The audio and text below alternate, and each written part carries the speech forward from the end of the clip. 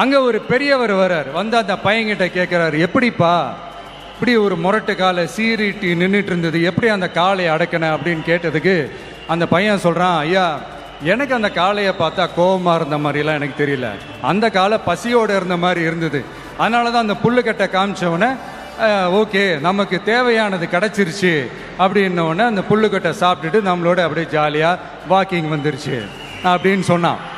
இதை கேட்ட அந்த பெரியவர் சொன்னாராம், இந்த சின்னவங்க பெரியவங்க அனுபவம் இருக்கிறவங்க அனுபவம் இல்லாதவங்க இதெல்லாம் விஷயமே கிடையாது. யாரா இருந்தாலும் அந்த சூழலுக்கு ஏற்ற மாதிரி அந்த சிச்சுவேஷனுக்கு தகுந்த மாதிரி என்ன பண்ணி அந்த ப்ராப்ளமை சால்வ் பண்றான், ஏது பண்ணி அந்த ப்ராப்ளமை சால்வ் பண்றான், அதுதான் விஷயமே, அதுதான் மேட்ரு.